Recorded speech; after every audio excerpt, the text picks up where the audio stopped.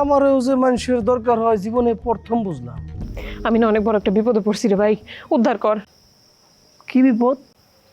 ওই দিন মুরগি ধরতে গিয়ে জঙ্গলে তুই আমার পিছে পিছে গেছিলি না? গেছি।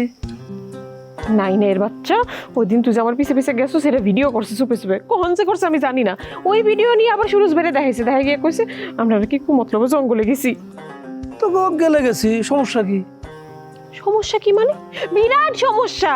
আর সুরজ ভাই কইতাছে যে এটা হাসা, যদি এটা মিসাই হয়ে থাকে তাহলে এটা প্রমাণ দেওয়া লাগবো। ভাই তুই তো আমার ভাই, তাই না? বিপদ আপদ তুই না থাকলে আর কে থাকবো? তোর একটু সাহায্য করা লাগবো, আমার লোক একটু যাবি, কিচ্ছু না, খালি এটা কবি যে তুই আমার লোক মুরগি ধরতে গেছিলি। তা আমার লাভ কি? হায় হায় জলিল্লাহ, তুই লাভ লোকসান শিক্ষা গেছোস? আগে অঙ্ক তো বুঝি নাই, এখন শিখা হলাইতেছি। তার মানে তুই যাবি না? না যামু, কিন্তু গিয়ে ওই একই গান গামু। আপনারা যা দেখছেন যা শুনছেন ঘটনা সত্য। আমার মান সম্মান যাইবে এটা তুই মানতে পারবি? হ্যাঁ, মানছে পুরা গ্রামের লোকে আমার মুখে তুই তোমার বাড়ি তুই নিতে পারবি? তাহলে ওটা ভালো হইব না? তুই তোর এই মুখ নিয়ে সুরজের আলোতে ঝলকানি না দিয়া আমাবস্যার আন্দারে আমার ঘরে উঠবি। জলিল, অঙ্কটা তুই যতটা সহজ মনে করতেছ ততটা সহজ কিন্তু না, ঠিক আছে? আমার যদি কোনো বিপদ হয় না, আমি কিন্তু তোরেও সারুম না কইতাছি। কি করবি তুই? কি করুম? সোজা দারোগা সাহেবের কাছে যাবো, গিয়া তোর নামে কমপ্লেন করুম, কমু যে তুই আমার ফয়দা নেওয়ার চেষ্টা করছস। এমন কেস দিমু না যে সারা জীবন জেলে পড়তে মরবি। আমি যদি না পাই তাহলে আমি অন্য কারো তোরে পাইতে দিব না, লাগলে সারা বছর জেল খাটুম। হয় কই কি আমি কি করি? আপনাগুলোকে একটা বিষয় লইয়া আলাপ করতেই আসলে ডাকছি। বাবাজি, আমার মায়ের কোনো দোষ নাই। সে সাক্ষী প্রমাণ জোগাড় করতে গ্রামের মধ্যে গেছে, কিছুক্ষণের মধ্যেই এখানে এসে হাজির হয়ে যাবে। বাজান, ওই তোমার চাচি ফকির বাড়িতে গেছে, আইলো বইলা দেরি হবো না। না না, তো ব্যতিব্যস্ত হওয়ার দরকার নাই, কারণ বিষয়টা না। তাইলে বিষয় কোনটা বাজার? আসলে ওরা পোলাপান মানুষ, ওরা আমার জন্য নিজের মধ্যে নানা ধরনের কেরফা লাগাইছে, কেউ চাবি ঘুরাইছে, কেউ মুরগি মানত কইরা নিজেদের মধ্যে ঝগড়াঝাটি কাইজা করছে। এমনকি আপনারা যে বুঝদার মানুষ, আপনারাও আমার বাড়িতে মিষ্টি আইনা নিজের মধ্যে ফাটাফাটি করছে, কিন্তু আসলে বিষয় সেটা না। তাহলে কি বিষয় বাজান? বিষয় লোকিয়া ধরেন, আমি আরব শেখের মাইয়া থুইয়া এইখানকার একটা গাইয়া মাইয়া চাইলেই বিবাহ করতে পারতাম, কিন্তু আমি করি নাই। কারণ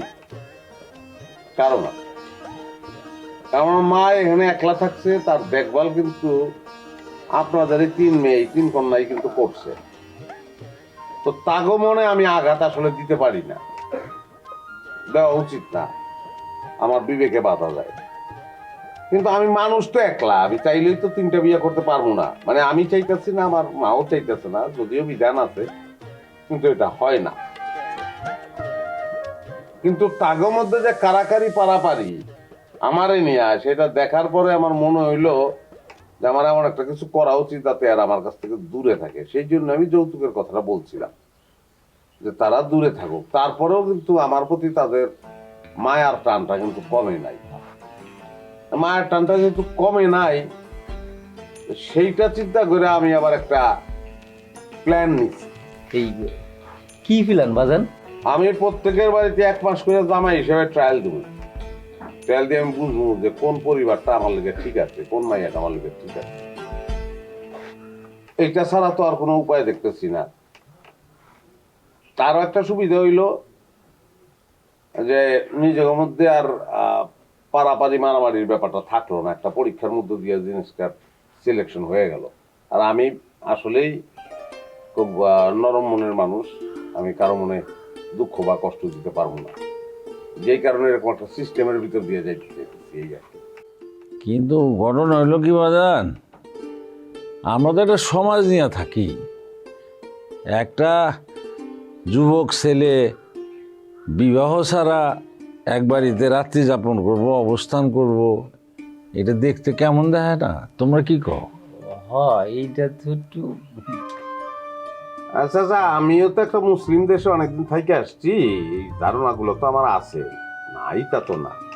কিন্তু আমি তো রাত্রিরে কারো বাড়িতে গিয়ে থাকবো না, দিনের বেলায় হয়তো কারো বাড়িতে ঢুকলাম, একটু খাইলে খাইলাম, না খাইলে না খাইলাম, একটু বাতচিত হইলো, একটা সিঙ্ক হওয়া আর কি।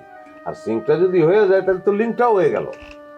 ও এই কাহিনী, তা প্রস্তাবটা তো মন্দ না।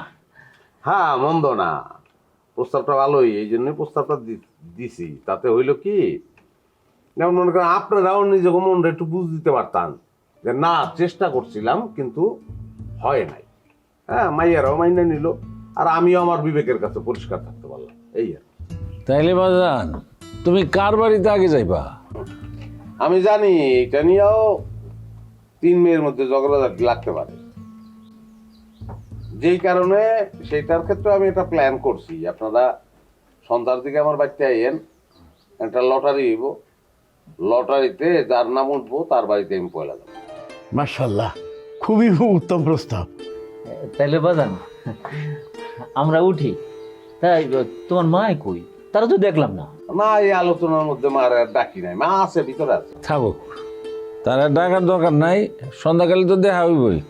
চলো ইমান আলী, চলো সরমান, আসবে বাবাজি।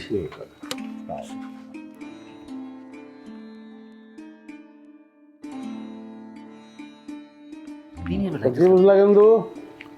হ্যাঁ, কোনো গ্যাঞ্জাম আছে? কি সুন্দর ব্যালেন্স হয়ে গেল না? কোনো গ্যাঞ্জাম নাই ভাই, আপনার বোধ দিয়ে তারিফ না করে পারি না। হ, রাজি হইব না মানে নাই নাই খাতুন অনেক কইছারো রাজি হইব না, এটা কোনো কথা? ওই কি রে, তুই মরতে মরতে আমাকে ব্যানের সামনে মরতেছিস কে? দূরে যায় মরতে পারোস না? মইরে গিয়ে আবার আমাদের মামলায় ফেলানোর ধান্দা করতেছে। জি না, মরণের জন্য আসি নাই, আইসি আপনার এই মাইয়া নাই নাই খাতুনের হাত ভাঙানোর লেগা। কত বড় সাহস! হ্যাঁ, আমার সিন ভিডিও করে, তাও আবার লুকায় লুকায়া। এই তুই কি কইলি? তুই আমার হাত ভাঙবি? দাঁড়া দাঁড়া, এই লো হাত ভাঙ, হাত ভাঙ। এই তুমি মনে হয় খুব ভালো না, খুব ভালো মেয়ে সাজিছো। হ্যাঁ, আপনি আমার মেয়ের ভিডিও করেননি বুঝি? করেননি? আমার ভিডিও যদি ভাইরাল করতি না রে, তোর পীরের সালামে আস্থা রাখতাম না। ওই হাত থাকতে মুয়ে গিয়ে কথা দে দইরা মাইর। ওই যে আইয়া পড়ছে আর এক ধান্দালে, তোর কথা মতো মারবে, দাঁড়া তোরে ঘাড়ামু। এই আমার ঘাড়াবি, ঘাড়া ঘাড়াবি, ঘাড়া ঘাড়া